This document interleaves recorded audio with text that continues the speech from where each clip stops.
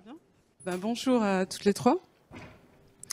Alors donc, comme je l'ai dit, ce que nous allons tenter de faire, c'est de questionner ces solutions fondées sur la nature. Et pour ça, donc, on a trois représentantes d'univers assez différents, puisque Marion Poncet est à l'UICN. Donc, je vous laisserai détailler en fait votre position. Séverine Carrez donc est juriste et ancienne chercheure à l'École des Mines de Paris, on peut le souligner, et elle est spécialisée aussi dans les négociations. Donc on abordera ces sujets-là. Et Marine Izquierdo est juriste et très attachée aux droits de la nature. Donc on abordera aussi ces éléments. Donc pour introduire la table ronde, ce que je voudrais, c'est que vous, Marion, positionnez en fait la question donc des solutions fondées sur la nature et leur définition, puisque l'UICN est un promoteur de définitions assez précises en fait en la matière.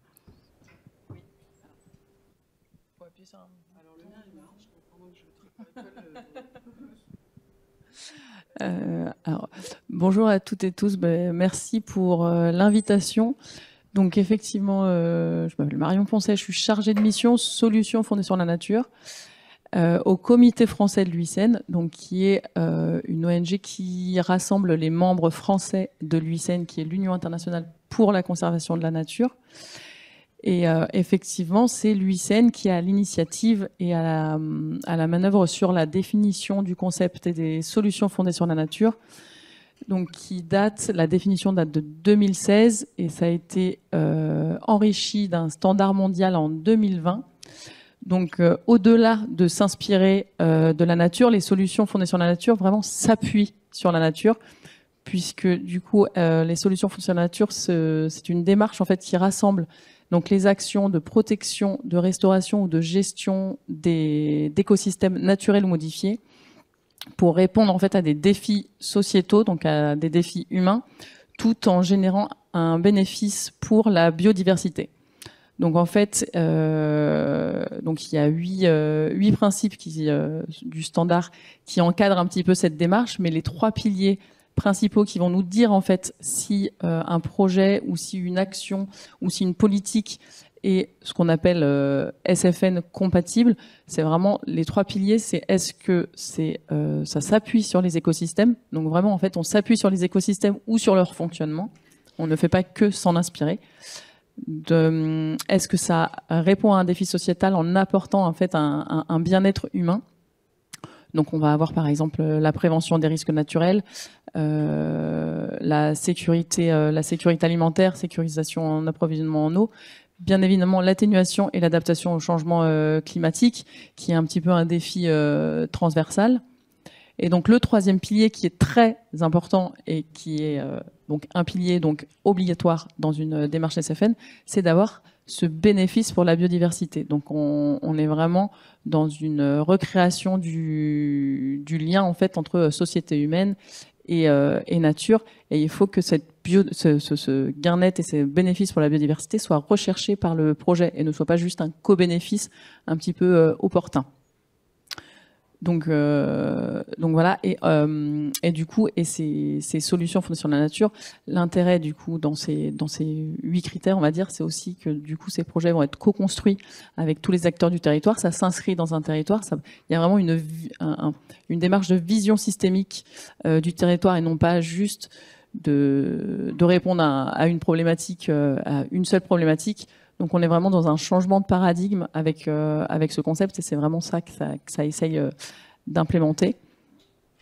Et aussi ces projets en s'appuyant sur les écosystèmes et en les rendant résilients, en fait on va être complètement dans une démarche d'atténuation et d'adaptation. Donc d'atténuation parce qu'on sait très bien, je pense que le GIEC l'a prouvé, l'IPBES l'a prouvé, tout le monde, voilà, on est quand même sur un consensus que le climat et la biodiversité vont de pair. Et donc en fait, d'améliorer la biodiversité va permettre d'atténuer le changement climatique qu'on subit et qu'on a créé. et aussi en fait dans l'adaptation, puisque ces écosystèmes vont être plus facilement adaptables que des solutions purement grises ou purement classiques. Parce que une digue, une fois qu'on l'a construite, si elle fait 2 mètres, elle fait 2 mètres. Un écosystème ou une solution hybride, on va pouvoir influer un petit peu, on va pouvoir influer dessus en fait, et pouvoir un petit peu s'adapter avec ces différents changements. Donc je vais demander à Marine de réagir sur ces éléments pour savoir comment en fait le juriste considère les enjeux environnementaux et le rapport à la nature autour de ces nouvelles définitions et solutions. Est-ce qu'il y a des controverses là-dessus déjà? Controverse, oui, parce que derrière les solutions fondées sur la nature, on peut mettre beaucoup de choses et on voit que la notion peut être dévoyée, puisqu'aujourd'hui, des grandes entreprises comme Shell, Amazon, Microsoft, Vinci disent aussi, font appel à ces solutions fondées sur la nature et le mettent sur leur site internet en disant, regardez, nous aussi, on utilise les SFN pour justement compenser des émissions carbone. Et donc, attention à ce qu'on met là-dedans, est-ce qu'on parle d'adaptation ou d'atténuation? Puisque si on parle d'atténuation, beaucoup d'entreprises, justement, sous couvert de solutions fondées sur la nature, vont aller replanter des arbres pour compenser leurs émissions carbone sans jamais, au final, modifier leur comportement. Et ces arbres qui vont replanter, bien souvent, ça peut être parfois raser des forêts bien portantes pour aller replanter, parce qu'au moins ils ont coché la case de replanter des arbres. Souvent, ça va être des monocultures. Et aussi, parfois, ça va être sur des terres de peuples autochtones qui sont conservées, protégées depuis des millénaires. Et en fait, nous, on vient leur dire, ta terre dont tu prends soin depuis des centaines d'années, c'est nous maintenant qui allons nous en occuper. On va clôturer ça pour la préserver. Donc attention à ce qu'on met derrière. Et ça, donc c'était une première remarque. Deuxième point, quel lien avec les droits de la nature peut-être? Alors déjà, je vais définir ce qu'on entend par droit de la nature, puisque Marion Poncet vous a donné la définition des solutions fondées sur la nature. Et donc pour faire le lien avec les droits de la nature, je vais déjà aussi définir ce qu'on entend par droit de la nature. Donc ça va être reconnaître à des écosystèmes des droits. Alors ces droits, ça va être bien souvent le droit d'exister, de se régénérer, le droit d'exister en tant qu'écosystème, de maintenir son intégrité et de régénérer ses cycles de vie, sa structure, ses fonctions et ses processus évolutifs. Donc avec les droits de la nature, on vient en quelque sorte protéger la fonctionnalité des écosystèmes. Et en plus de ces droits, parfois, je dis parfois parce qu'il y a parfois des débats entre juristes, mais on va leur reconnaître une personnalité juridique à ces écosystèmes, qui fait que l'écosystème, donc ça peut être un fleuve, une lagune, une montagne, une forêt, va passer du statut de chose à celui de personne au sens juridique. Les personnes, donc les personnes physiques comme les humains, les personnes morales comme les entreprises, les associations, les syndicats depuis la fin du XIXe siècle. Et donc là, on aurait les personnes non humaines ou les entités naturelles juridiques. On aurait une troisième catégorie de personnes. Donc ça, c'est ce qu'on entend par droit à la nature. Ça n'existe pas encore en France, les droits à la nature. Ils ne sont pas reconnus, mais ils ont déjà été reconnus dans une vingtaine de pays à travers le monde, dans la Constitution comme en Équateur, par une loi comme en Nouvelle-Zélande ou aussi comme en Espagne pour la lagune Mar Menor. Ou sinon, quand il n'y a ni loi ni constitution qui reconnaît des droits à des écosystèmes, eh bien certains juges, dans leurs décisions, vont reconnaître des droits à des entités naturelles spécifiques. Et il y a un peu un lien entre droit à la nature et solutions fondées sur la nature, puisqu'on voit que, comme pour les solutions fondées sur la nature, eh bien, les juges, dans leurs décisions, s'appuient beaucoup sur des données scientifiques, sur la compréhension des écosystèmes, pour ensuite leur reconnaître des droits. Je vais donner un exemple. En Équateur, puisque donc, je vous le disais, les droits de la nature ont été reconnus dans la Constitution dès 2008, ce qui donne lieu à de belles décisions au niveau de la Cour constitutionnelle équatorienne. Donc c'est un arrêt qui concerne la forêt de Los Cedros qui a été rendu en 2021. Donc Los Cedros qui est une très grande réserve naturelle sur plusieurs centaines d'hectares et 2 concessions minières avaient été octroyées par le gouvernement pour justement puiser, exploiter dans la forêt de Los Cedros. Donc les concessions minières ont été attaquées. Les juges ont appliqué les droits à la nature et ont vu que ça portait atteinte aux droits de la forêt Los Cedros. Il y a eu tout un cheminement, mais ce qui est intéressant, c'est qu'ils ont fait appel dans cette décision au principe écologique de tolérance, qui veut que les systèmes naturels ne peuvent fonctionner de manière adaptive que dans un environnement dont les caractéristiques de base n'ont pas été modifiées au-delà que ce qui est optimal pour le système. Donc lorsque le seuil de tolérance est dépassé, nous dit la Cour, le respect du droit de reproduire les cycles de vie est impossible. Vous vous souvenez, je vous ai donné la définition des droits de la nature, le droit au maintien de ces cycles de vie, de régénérer ces cycles naturels. Donc là, la Cour nous dit que c'est pas possible et que donc, en l'espèce, la forêt de Los Cedros ne peut absorber des impacts que dans une certaine limite, au-delà de laquelle elle ne peut plus exercer son droit à reproduire ces cycles de vie. Et donc, pour ça, la Cour s'est appuyée sur une abondante littérature, enfin beaucoup d'études scientifiques, pour en arriver là, pour ne pas reconnaître seulement des droits à l'écosystème Los Cedros, mais aussi à toutes les espèces végétales et animales qui la composent. Ça, c'est un premier exemple. Et ensuite, en termes de différence quand même, donc, quand on parle de solutions fondées sur la nature, vous disiez, Marion, que ça a fait aussi, enfin, on prend en compte les bienfaits pour l'humain, le bien-être humain. Dans la philosophie des droits de la nature, en fait, on va reconnaître des droits aux entités naturelles, peu importe les bienfaits que ça procure aux êtres humains. C'est en fait uniquement pour leur valeur intrinsèque. Donc là, il y a quand même une différence avec l'esprit des solutions fondées sur la nature, même si, bien souvent, dans les arrêts qui sont rendus, les juges font souvent le lien entre les droits de la nature et la préservation des droits humains, comme le droit à un environnement sain. Merci Séverine. Dans les définitions, il y a des nuances qui sont apportées entre la vision de l'Union européenne et ce que Marion nous a donné comme élément. Est-ce que tu peux nous en dire plus ? Oui, en fait, donc l'IUCN, c'est vraiment l'Union mondiale pour la conservation de la nature. Donc on est vraiment dans une approche écologique où l'humain est intégré dans son milieu, où le milieu, on doit en prendre soin, parce que si on n'en prend pas soin, l'humanité ne peut pas survivre. On est vraiment dans cette logique-là. Donc la définition que Marion a donnée, c'est dans une perspective où l'humain prend conscience qu'il fait partie d'un tout et que les enjeux sont importants, et donc il y a tous ces critères que vous avez définis et précisés tout à l'heure. Il y a également d'autres définitions qui vont exister, notamment une définition de la Commission européenne, et puis le mot qu'on a cité aussi tout à l'heure, je l'ai noté, c'était solution inspirée. On va voir qu'en effet, chaque mot a vraiment son importance. Donc la Commission européenne va définir les solutions fondées sur la nature comme des solutions inspirées et soutenues par la nature qui présentent un bon rapport coût-efficacité, apportent simultanément des avantages environnementaux, socio-économiques et contribuent à renforcer la résilience. Ces solutions apportent davantage et plus de diversité à la nature et aux caractéristiques et processus naturels dans les villes, les paysages et les paysages marins, aux moyens d'intervention systémique adaptés au niveau local, économique et économe en ressources.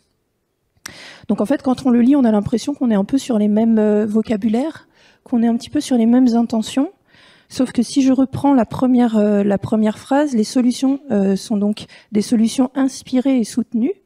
Donc inspirées, on va pouvoir aller sur le terrain de la bio-inspiration, du biomimétisme, et qui va ouvrir des portes à d'autres formes de technologies qui ne seront pas forcément entendues dans la perception des solutions fondées sur la nature, dans l'approche de l'IUCN. Comme par exemple ? Par exemple, je sais pas, des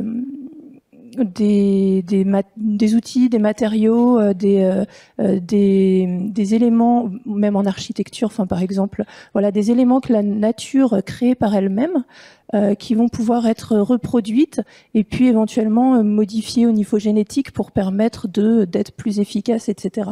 Donc là, je vais vraiment dans une perception extrême, mais la définition de la Commission européenne, telle que je l'entends et que d'autres entreprises peuvent l'entendre également, elle va plus aller sur une compréhension pro-innovation et rentabilité.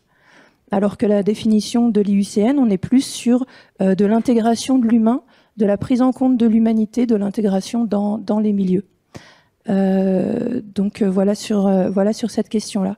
Tout à l'heure aussi, dans le discours d'ouverture de Monsieur Beauvalet, j'ai entendu la question des outils, des méthodes d'adaptation, de tout le potentiel en fait que tout l'ensemble de nos connaissances, de vos recherches, de vos travaux peuvent mettre en œuvre pour réussir en tant qu'humanité à s'adapter aux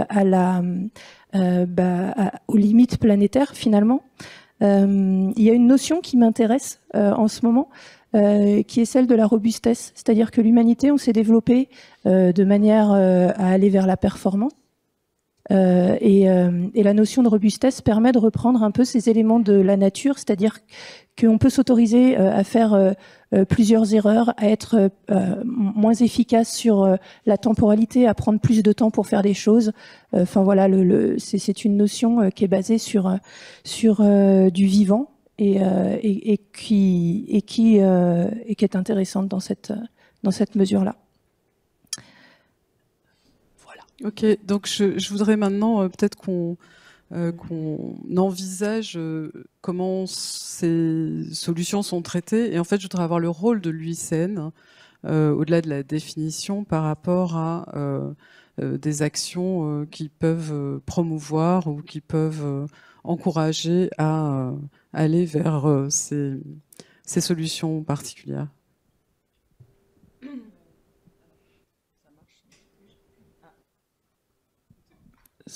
Oui, c'est bon.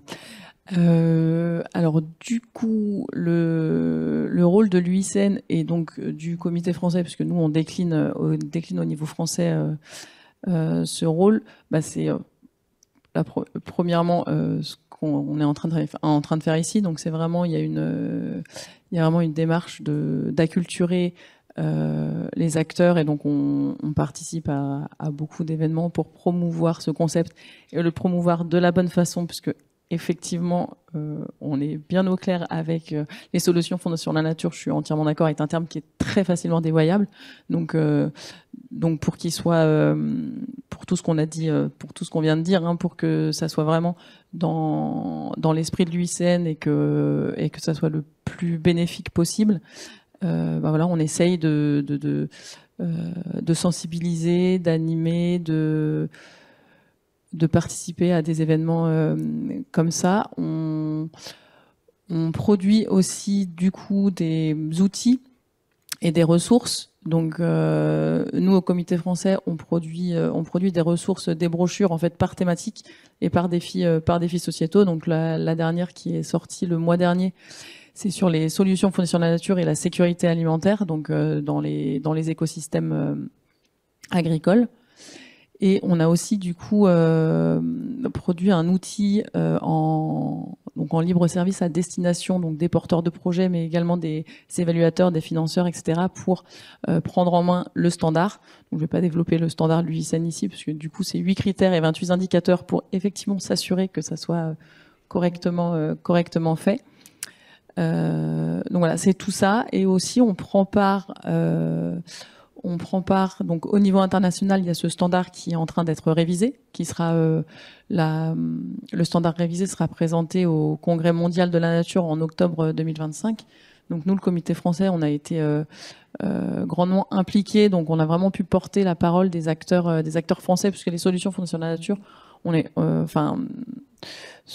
un concept quand même qui est assez développé en France par rapport à d'autres pays, que ça soit de l'Union européenne ou même au niveau international. Donc on a une vraie plus-value à apporter en termes de retour d'expérience. Et on participe également à plusieurs projets, dont le PEPR Solbion, mais je pense que Philippe Roche vous en parlera un peu plus précisément tout à l'heure. Mais également, donc moi personnellement, je travaille sur le projet et mon poste est sur le projet Life Artisan, qui est un projet donc du coup Life, donc financé par la Commission européenne, bien qu'on prenne la définition de l'UICN, puisque on est bénéficiaire associé, donc on allait effectivement pas prendre la définition de la Commission européenne pour toutes les raisons qui viennent d'être évoquées, et qui sont du coup, alors donc c'est un projet Life qui court jusqu'en 2027, qui est avec 28 partenaires et qui est piloté par l'OFB, en fait, qui concerne les solutions fondées sur la nature pour l'adaptation au changement climatique. Et donc dans ce projet, comme dans beaucoup de projets LIFE, du coup, il y a des sites pilotes, mais il y a également tout ce qui est aussi production de brochures, d'outils, de retours d'expérience sur ce concept-là. Et donc en fait, nous, UICN et nous, Comité français, on est vraiment garants dans tout ce panel d'actions de la bonne utilisation du concept et de la bonne compréhension et mise en pratique de ce concept. Mais justement, dans les relations avec l'Europe, comment vous interagissez? Et du fait de cette divergence quelque part de définition, votre rôle, il se situe à quel niveau? Alors, nous, notre rôle au Comité français, on n'a pas un très grand rôle face à l'Europe, puisque du coup, il y a l'UICN international et il y a aussi le bureau régional européen de l'UICN, qui est basé à Bruxelles, ouais. Qui est plus en lien, on va dire, avec la Commission européenne.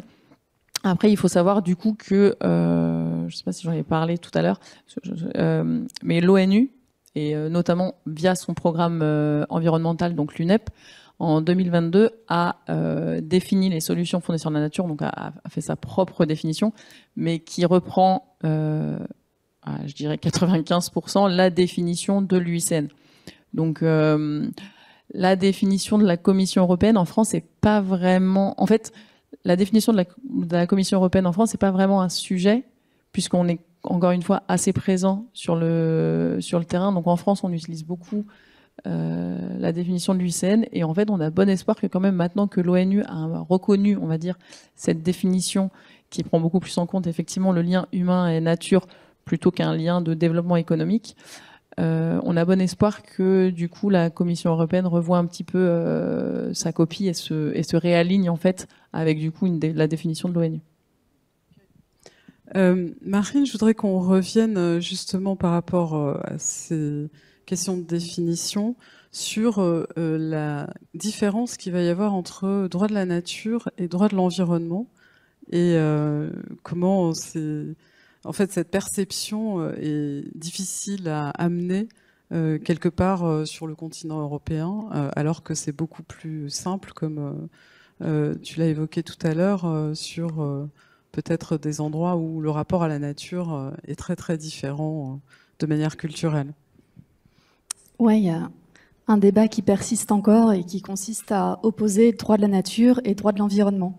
Droit de la nature, je vous ai donné la définition, vous avez compris ce que c'était. Droit de l'environnement, c'est un ensemble de règles écrites qui consistent à donner des règles donc sur la préservation, mais aussi la gestion et l'utilisation des ressources naturelles. On a un code de l'environnement en France, il est très complet et très complexe aussi, ce droit de l'environnement. Il souffre d'un grand manque d'effectivité.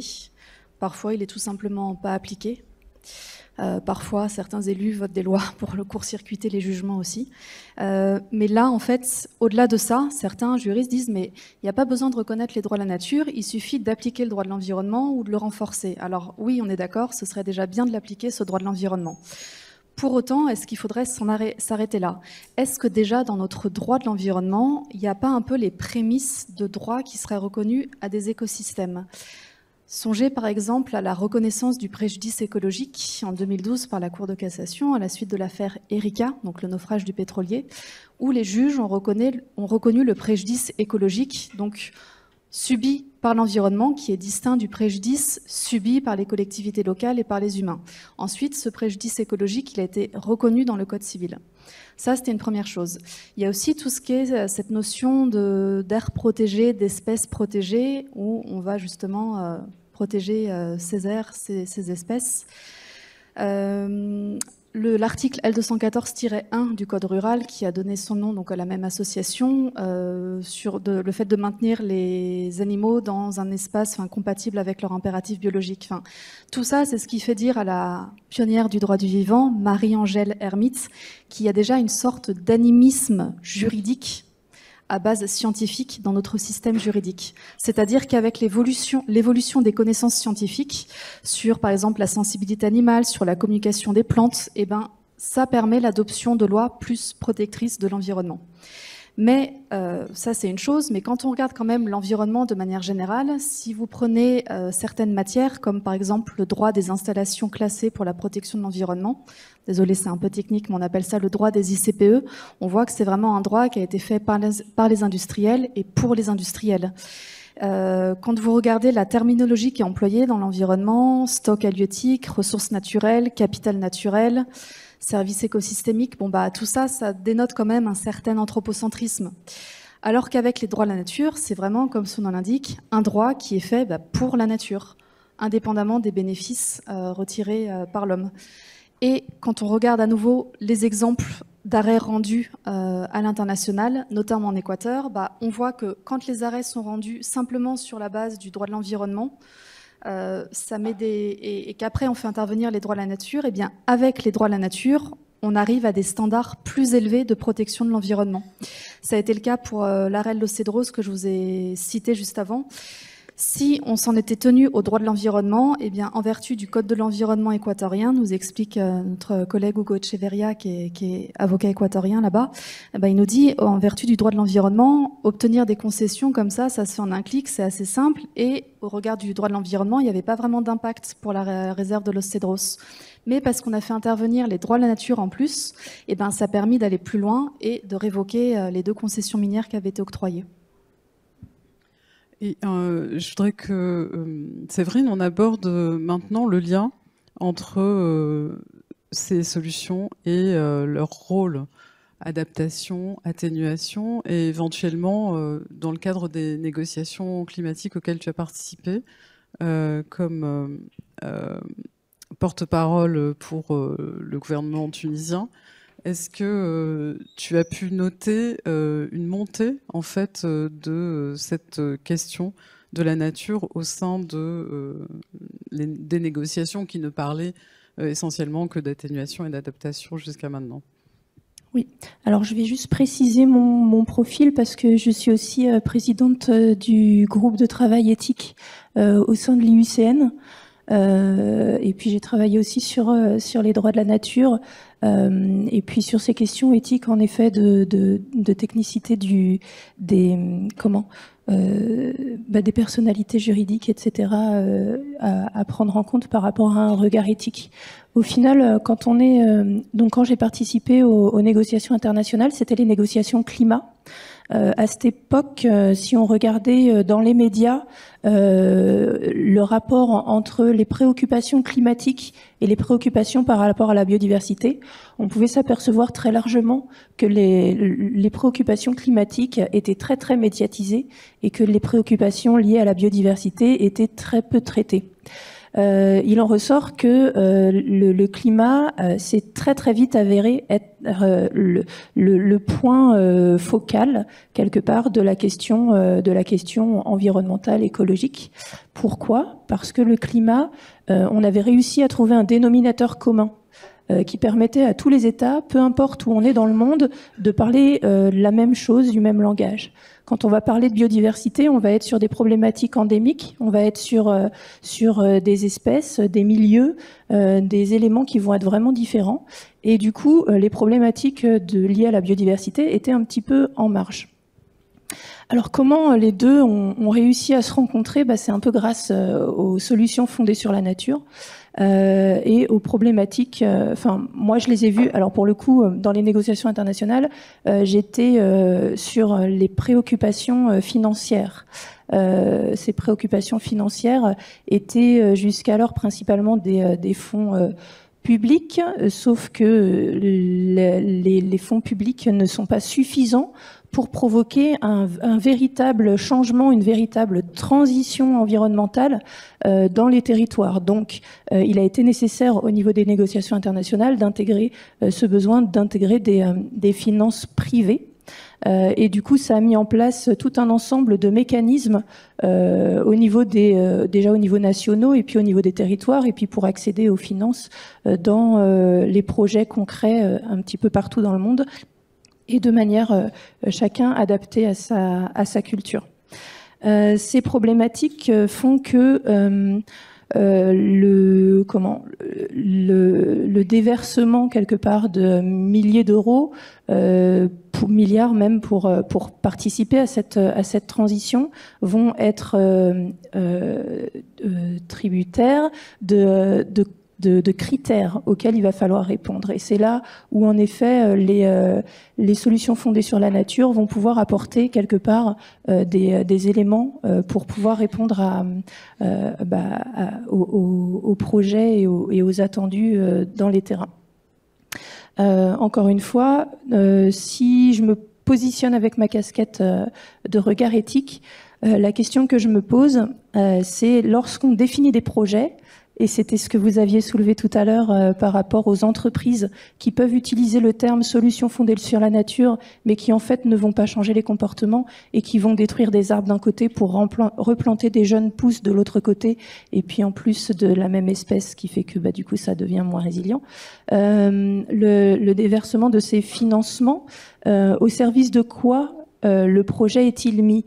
Moi, c'est la question que je me pose au final. Si on inverse le regard, si on se positionne au niveau des territoires lorsqu'on définit un projet, peu importe lequel, d'adaptation au changement climatique ou d'atténuation au changement climatique, au service de quoi est-ce qu'on le met ? Est-ce qu'on le met au service d'une efficacité, d'un coût-bénéfice, de répondre, d'essayer de trouver quelque chose qui répond aux critères des solutions fondées sur la nature, qui nous permet d'obtenir des fonds pour pouvoir transformer un milieu.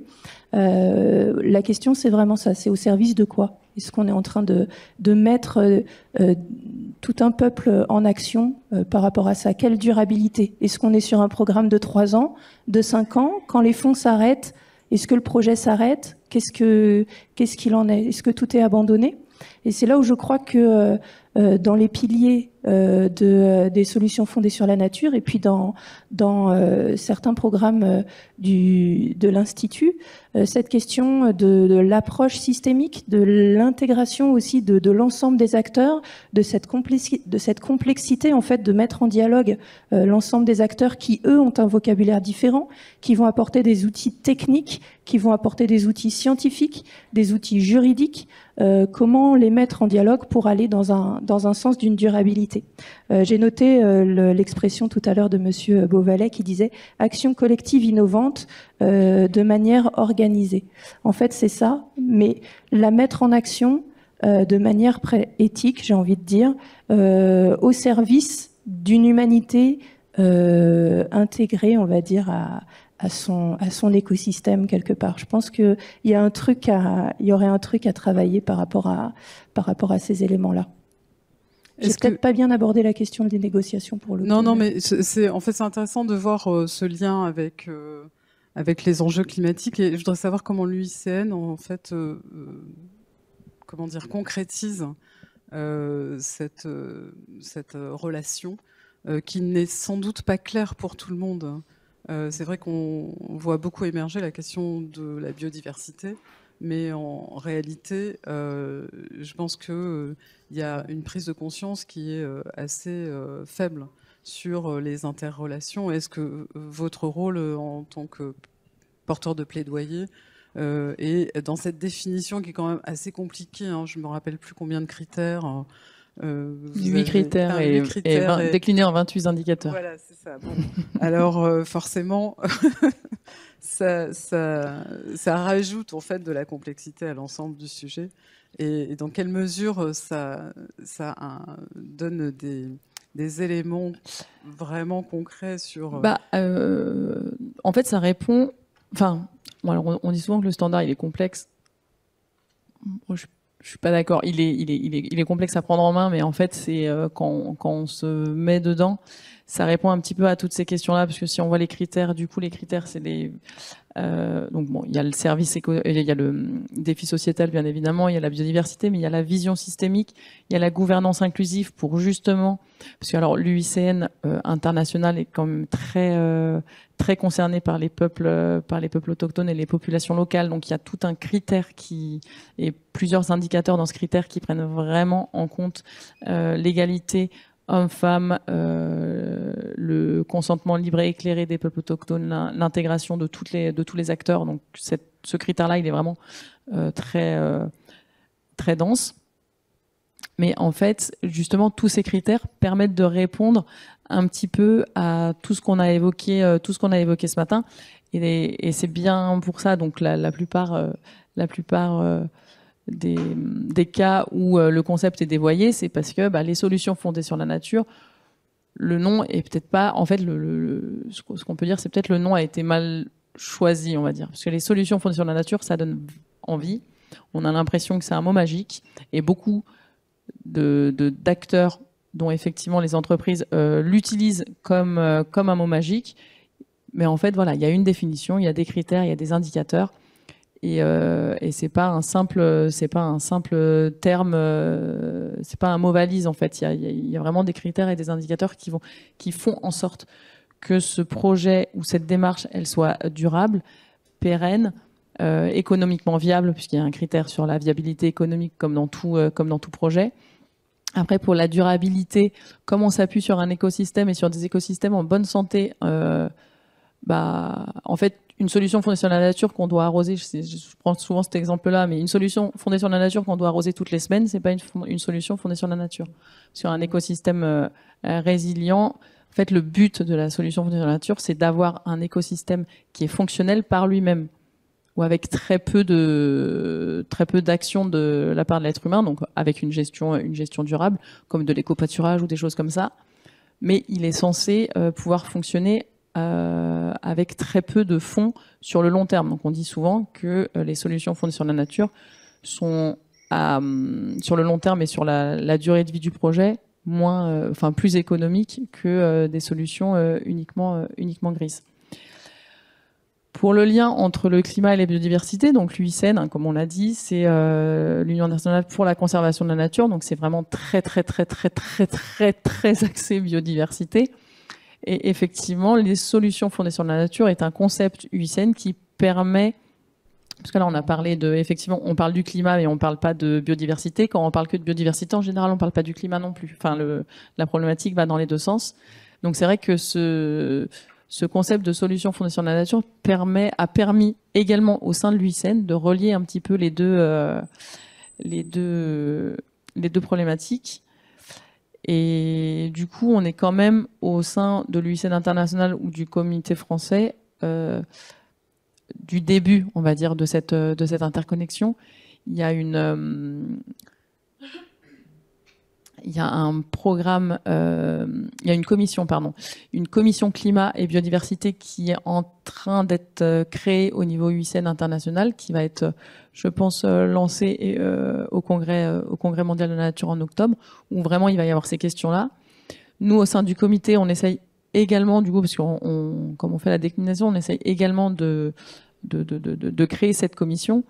Mais donc l'UICN, c'est un rassemblement de membres, mais c'est aussi un rassemblement d'experts.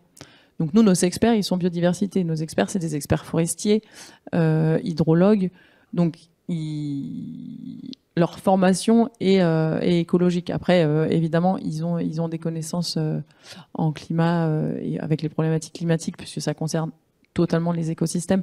Mais voilà, on est en construction de ce lien qui se fait de plus en plus et qui se fait avec les générations aussi, les nouvelles générations arrivant. Merci. Ce que je vous propose, c'est qu'on commence à prendre les questions du public qui me sont relayées. Et donc, je voudrais rebondir là-dessus, Marion, parce qu'il y a une question qui demande comment protéger le terme solution fondée sur la nature afin de ne pas avoir des utilisations qui soient trompeuses. Alors, il y a eu tout un débat et une réflexion sur les protections juridiques du coup des termes et des standards. Et il y a eu tout un débat aussi sur la labellisation SFN. Donc, l'UICN international a réfléchi à une méthode de labelliser les projets SFN. Il ne trouve pas pour le moment une solution qui est satisfaisante pour eux, donc qui permettrait de ne pas dévoyer le concept, tout en gardant cette exigence. Donc ça, c'est toujours en réflexion. Pour la protection, c'est pareil. Pour la protection des termes, il y avait eu une réflexion au début. Alors du coup, moi, comme j'ai participé au groupe de travail sur la révision, on a eu quelques prises d'informations, mais le terme ne peut pas être protégé, je crois. Mais je pense qu'ils vont essayer de protéger du coup le standard et les 8 critères et les 28 indicateurs. Mais je pense que maintenant c'est trop tard pour protéger effectivement le terme, et ça voudrait dire effectivement qu'il y a une norme, qu'il y a une entité ou une institution qui reconnaissent et qui évalue, et ne serait-ce qu'en termes économiques ou humains, c'est assez c'est assez incroyable à imaginer, puisque en fait les solutions fondées sur la nature, c'est un outil, c'est un outil parmi d'autres. Il y a plein d'autres outils qui permettent soit de protéger la nature, soit d'atténuer ou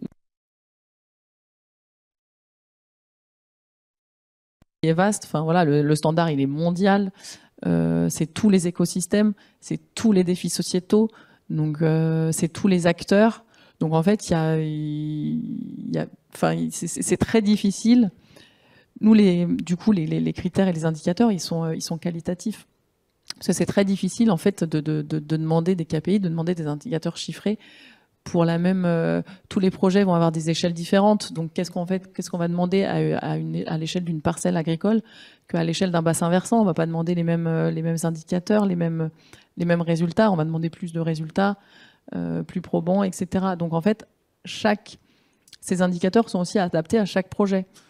C'est ce que je dis souvent. Donc, si on prend le critère 3 qui est sur la biodiversité, quels sont les résultats en termes de bénéfices pour la biodiversité?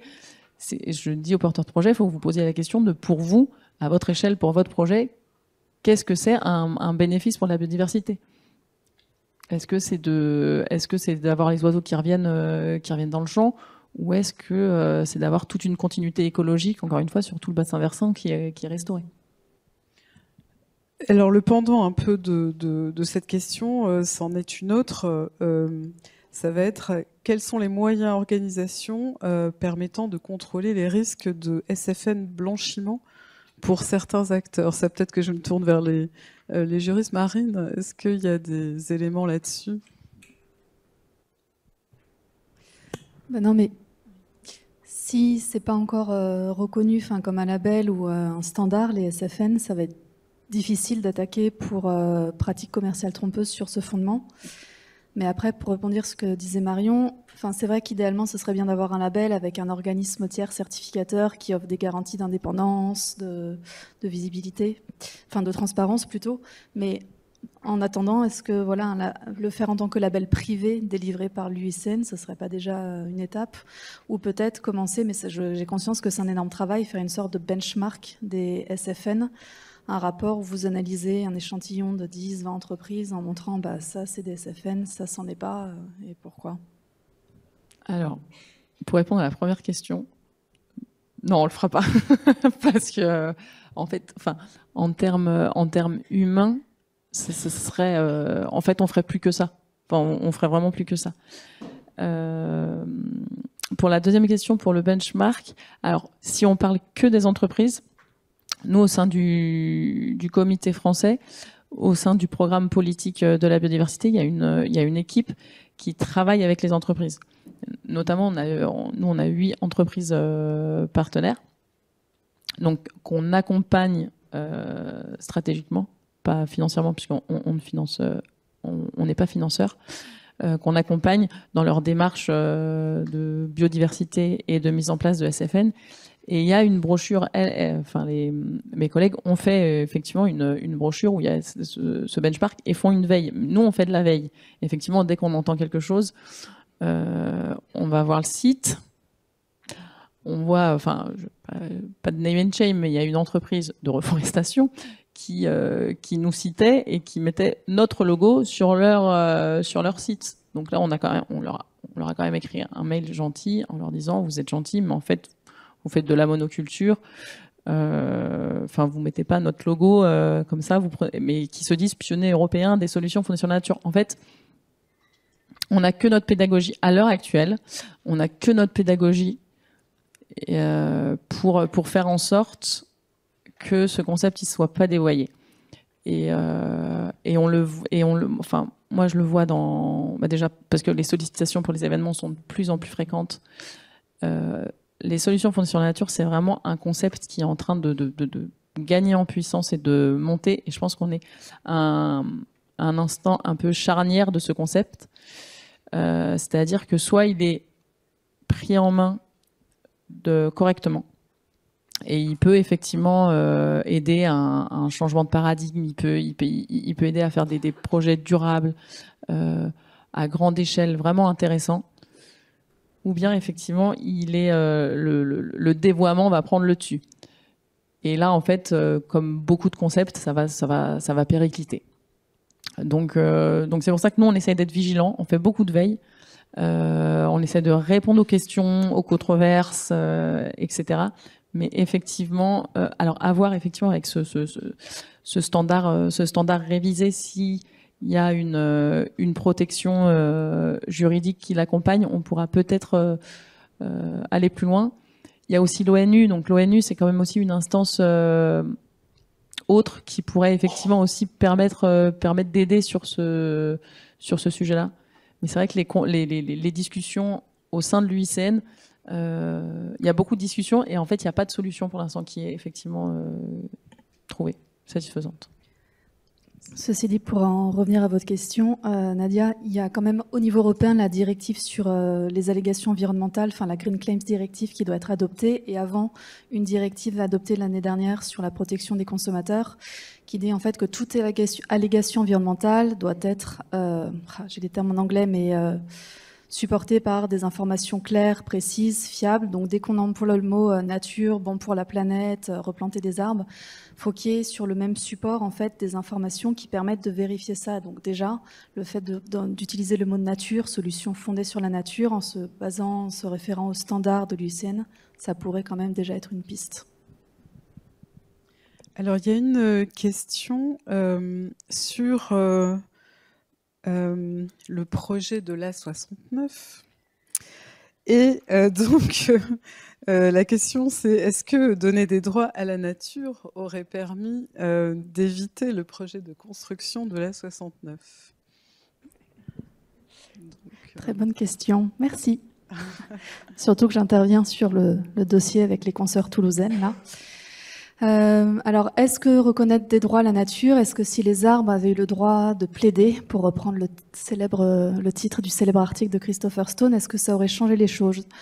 Je sais pas, parce que reconnaître des droits à la nature, ça ne veut pas dire que l'entité naturelle ou les entités naturelles vont systématiquement gagner en justice devant le juge, puisque le juge va mettre en balance des intérêts opposés et il fera prévaloir celui qu'il considère comme le plus légitime, comme il le fait habituellement.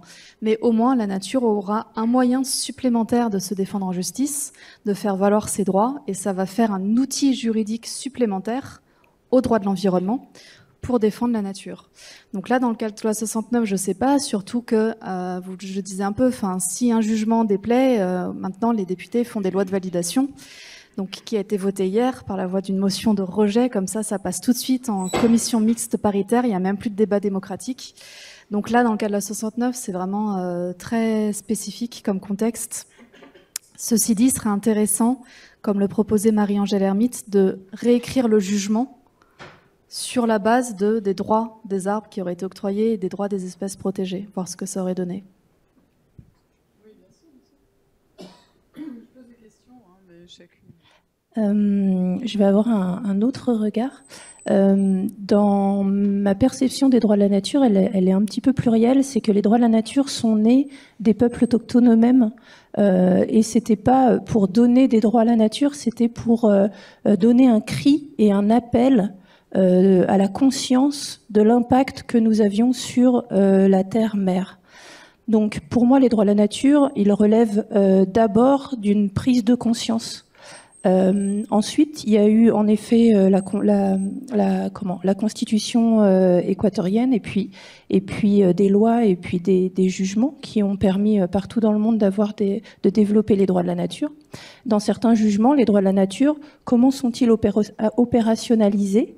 Ils sont opérationnalisés de manière à mettre tous les acteurs ensemble en tant que gardien quelque part d'un écosystème, d'une partie de la forêt par exemple, de manière intergénérationnelle, etc. Donc les droits de la nature, dans la perception que j'en ai, c'est un lien de vivant à vivant quelque part, par rapport à une forme d'oppression qui peut être juridique ou économique, etc. Donc si en France on avait pu avoir des droits de la nature, tout dépend de comment ils auraient été construits. La manière dont on les construit au niveau européen, ça va être un regard un petit peu de technique juridique européenne, et on va chercher à donner une personnalité pour qu'on puisse se défendre en justice. Mais si on regarde les droits de la nature avec un mécanisme plus de conscience d'habiter un territoire, de le protéger, de le vivre et de le mettre en mouvement de manière vivante. Donc c'est là où le deuxième point des solutions sur la nature, j'y reviens souvent parce que je suis médiatrice et du coup c'est mon domaine de travail de mettre les gens en dialogue ensemble pour réussir à trouver des solutions. Peut-être que à certaines échelles de ce projet d'autoroute, dans les territoires, les acteurs auraient montré que voilà, qu'il y a des fois où c'est possible et des fois où c'est pas possible. Je sais pas. C'est juste un autre regard sur les droits de la nature, mais c'est vrai qu'en Europe, notre vision est très liée au droit européen, qui est un droit écrit dans des codes, et donc on a besoin de ces supports-là pour pouvoir faire une place aux éléments de la nature, ce qui est un peu différent dans d'autres cultures où on travaille davantage sur la coutume. Voilà, il y a du droit religieux dans certaines autres cultures. Voilà, les cultures sont vraiment différentes. C'est pour ça aussi que je fais un appel à l'importance d'avoir une vision interculturelle par rapport à ces sujets, parce que sinon on va avoir tendance à s'enfermer dans nos mécanismes, dans nos perceptions et dans nos directions et nos envies, alors qu'en ayant des regards un petit peu divers, un perspectivisme, comme on dit, plusieurs points de vue par rapport à un projet, par rapport à une ambition, ça nous permet parfois de pouvoir prendre des décisions différentes. A contrario, je te relais la question suivante. Alors, je ne sais pas si tu as une réponse, mais sur le contexte des négociations internationales, comment les acteurs qui représentent les peuples autochtones réagissent à ce concept de solution fondée sur la nature? Pour celle qui sait. Ouais. Pour celle qui sait. Alors, j'ai pas vu de réaction propre à la notion de solution fondée sur la nature. En revanche, quand j'étais dans les négociations, donc il faut savoir que les négociations internationales sont divisées, le lieu des négociations est divisé en deux. Nous avons d'un côté tout ce qui va concerner les side events, la population civile, et les associations, etc.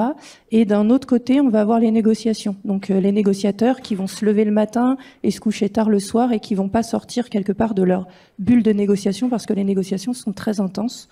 Il y a beaucoup de salles, beaucoup de points à négocier, et du coup on n'a pas trop le temps d'aller dans la sphère où justement l'appel citoyen est fort. C'est uniquement quand on va traverser ou même à l'entrée des COP qu'on va pouvoir voir les manifestations, etc. Et quand on a un peu de temps, d'aller s'imprégner en effet dans les side events des innovations et de ce qu'on peut faire. Donc là, on peut en effet aller trouver des sources d'informations sur les solutions fondées sur la nature. Par rapport à l'approche des peuples autochtones, moi je les ai vus dans deux contextes. Dans ce contexte de side event, où ils venaient exprimer l'importance des enjeux qui sont les leurs, et l'importance aussi qu'on puisse les entendre et faire avec eux, en fait, prendre enseignement aussi de toutes leurs connaissances, etc. Je les ai vus dans un autre contexte qui était dans le cadre des négociations où les peuples autochtones ont été officiellement reconnus. Il y a eu des chants, il y a eu des expressions en fait d'une forme de reconnaissance qui était très émouvante d'ailleurs, mais j'ai pas vu concrètement leur approche des solutions fondées sur la nature. Alors, je vais vous poser une question sur finalement la perception et l'appétence. Tout à l'heure, vous parliez de la vision française en fait des SFN.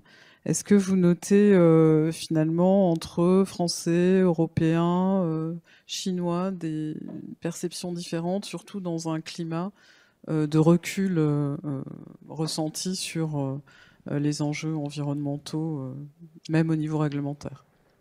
Alors il y a effectivement des différences d'interprétation et d'interprétation de ce qui est solution fonction de la nature. Je vais prendre un exemple, puisque il y a une chercheuse qui d'ailleurs fait un webinaire cet après-midi, Johanna Guérin du CNRS, qui a travaillé aux États-Unis sur les solutions fondées sur la nature et qui a travaillé en France sur les solutions fondées sur la nature, et qui les met en perspective l'une de l'autre.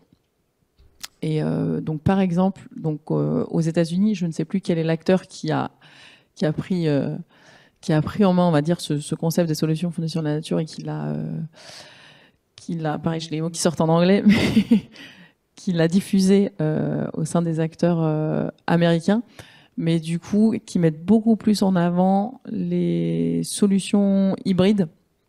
On va avoir des solutions, nous, ce qu'on va appeler des solutions fondées sur la nature, qui vont venir compléter des solutions grises, alors que nous, par exemple, pour nos solutions hybrides, c'est plutôt des solutions d'ingénierie classique qui vont venir compléter l'ASFN, en fait. Donc, il y a effectivement ces échelles, en fait, entre du tout vert et du tout gris. Il y a beaucoup de zones grises en fait dans les solutions fondées sur la nature. C'est pour ça qu'il faut vraiment ce cadre un peu de 28 indicateurs. Mais effectivement, il y a plusieurs sortes d'interprétations et on l'a vu avec la Commission européenne, puisque du coup la Commission européenne a fait sa propre interprétation de la définition de l'UICN. Après, voilà, il y a au Royaume-Uni et en Hollande, où si on parle de l'Europe, où il y a beaucoup de solutions fondées sur la nature qui sont mises en place. Du coup, aux Pays-Bas, c'est très axé sur l'eau, évidemment, donc sur le risque d'inondation. Et après, en fait, les solutions fondées sur la nature, c'est beaucoup dans les pays. Il y en a énormément en Afrique et aussi en Asie du Sud-Est. Donc, pareil, principalement donc en Afrique sur la sécheresse et en Asie du Sud-Est sur les inondations. Donc moi, pour avoir fait des formations au Maroc et mon collègue en Tunisie, et nous on a un programme international où on accompagne des ONG locales en Afrique du Sud-Ouest. En fait, c'est surtout ce qui va être différent, c'est notre approche par rapport aux solutions fondées sur la nature.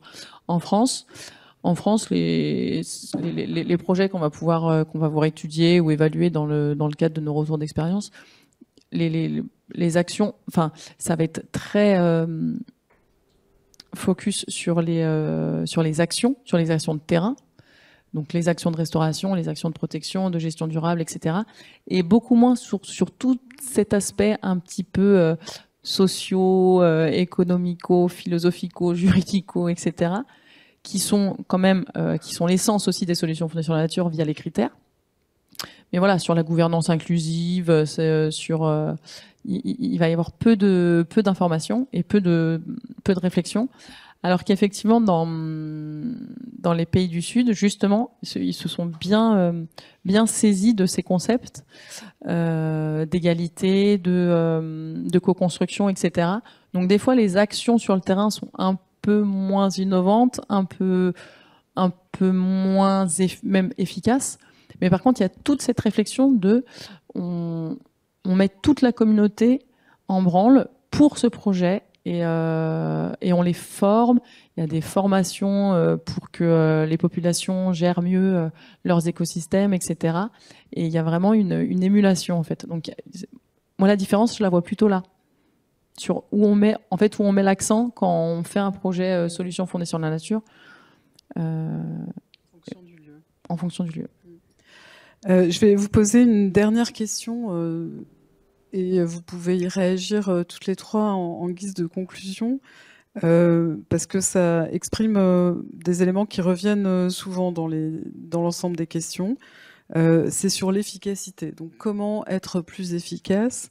Faut-il créer un label supplémentaire, faire évoluer le GRI, la VSME, le CSRD, ou prendre en compte des éléments liés à la biodiversité? Et n'y a-t-il pas un risque d'empilement des labels, des normes? Donc, qu'est-ce que ça vous inspire à toutes les trois comme mot de la fin?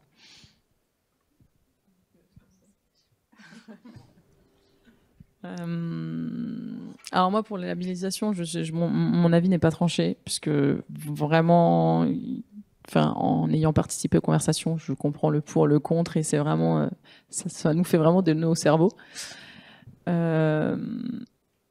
Pour moi, il y a un élément dans le projet Life Artisan que je trouve très intéressant et qu'il faudrait pérenniser après le Life Artisan, c'est que dans Life Artisan, on a la chance d'avoir des animateurs régionaux, donc des points focaux dans chaque région, qui sont vraiment le point d'entrée pour tous les acteurs quand ils veulent soit connaître les solutions fondées sur la nature, soit mettre en place des solutions fondées sur la nature. Mais voilà, pour moi, c'est comme les solutions fondées sur la nature, c'est vraiment d'arrêter la réflexion en silo, de faire de la transversalité. Et ben, il faut ces ressources au niveau local, avec des gens qui vont connaître les acteurs, parce que nous, on est au niveau national, donc voilà, nous on fait de la sensibilisation des acteurs. Et donc, pour moi, cette ressource-là au niveau local, c'est là qu'on va pouvoir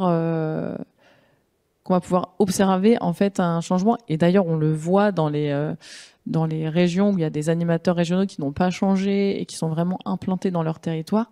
Il y a une vraie différence, il y a une vraie avancée. Je vois en Bretagne, par exemple, enfin, les solutions fondées sur la nature, elles font partie du SRADET. Elles ont été vraiment implantées de manière volontaire. Et effectivement, donc on parle du SRADET, il y a aussi le changement de paradigme des élus aussi, des décideurs publics.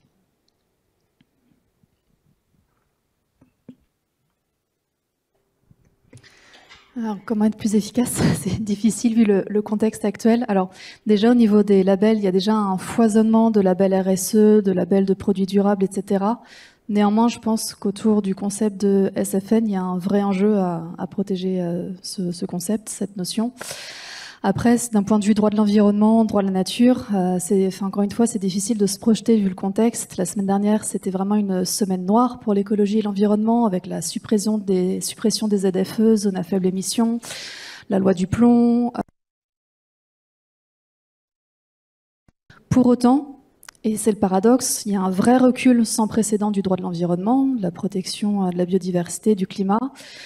Et d'un autre côté, l'idée des droits à la nature fait de plus en plus son chemin en Europe, en France, parce qu'il y a tout un mouvement mondial des droits à la nature.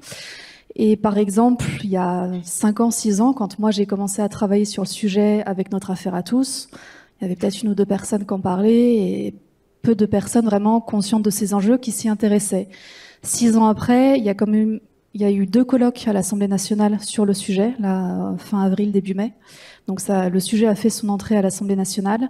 De plus en plus de personnes qui étaient contre, je parle de juristes là, assez plutôt conservateurs initialement, se disent je suis pas pour maintenant, mais je m'intéresse quand même à la question parce que c'est très intéressant en fait, ça soulève plein de problématiques au-delà du juridique. Et d'ailleurs, ça va répondre à la question comment être plus efficace, en s'organisant malgré nos diversités de points de vue. Et il y a quelques semaines, on a créé justement le cercle des juristes sur les droits de la nature, puisqu'on s'est rendu compte que quand vous regardez le nombre de juristes universitaires, académiques, praticiens qui travaillent sur le sujet, il n'y en a pas tant que ça. Je mets de côté les doctorants et ceux qui font des thèses là-dessus. Mais donc on s'est réunis, on est une trentaine, on a des diversités de points de vue, d'approches, et ça rejoint ce que vous disiez Marion. Effectivement, il y a des réalités pratiques et conceptuelles différentes des droits de la nature. Les droits de la nature ne sont pas appliqués de manière uniforme dans le monde et même en France. Mais donc on s'est réunis, on a créé ce cercle pour justement réfléchir ensemble à l'opérationnalité des droits de la nature. Merci, bravo. pour ce cercle. En fait, pour reprendre un peu vos deux conclusions, finalement, ce qui est au cœur de cette problématique, c'est la prise de décision. C'est la prise de décision entre acteurs, la prise en compte des différentes données scientifiques, etc., la prise en compte des critères, finalement, de ces solutions fondées sur la nature, et puis le contexte local, là, ce qu'on voyait, les différentes ordonnancements de pression qu'on peut avoir. Vous parliez du changement de paradigme au niveau des élus aussi. Donc on voit qu'en fait, autant d'un côté, le système légal dans lequel on est n'est pas forcément favorable au niveau de la nature, de la biodiversité, etc. Mais d'un autre côté, les mouvements citoyens, la démocratie participative, etc., il y a quelque chose de très proche de la nature, finalement, proche des territoires, avec un grand besoin aussi de connaissances scientifiques, de connaissances sensibles, de savoir les mettre en dialogue avec les différents niveaux de prise de décision. Et là, j'ai le sentiment que c'est là aussi que viennent s'inscrire les droits de la nature et que viennent s'inscrire les solutions fondées sur la nature pour avoir un impact plus large. Donc il y a à la fois le niveau international, national, mais il y a aussi beaucoup le niveau local qui vient impulser ce besoin de retrouver le contact avec le vivant. Merci beaucoup. Merci à toutes les trois. Je crois que on a maintenant des éléments de clarification sur ce concept. Oui. Je me suis juste dit qu'on n'avait pas donné d'exemple concret de solutions fondées sur la nature. Est-ce que je peux en donner un, par exemple? Très rapidement. Ouais, hyper rapidement, un exemple concret qui vient lier le climat, la biodiversité. Ce sont les villes. Les villes, ce sont des îlots de chaleur qui sont à la fois les premières victimes et les premiers coupables du changement climatique.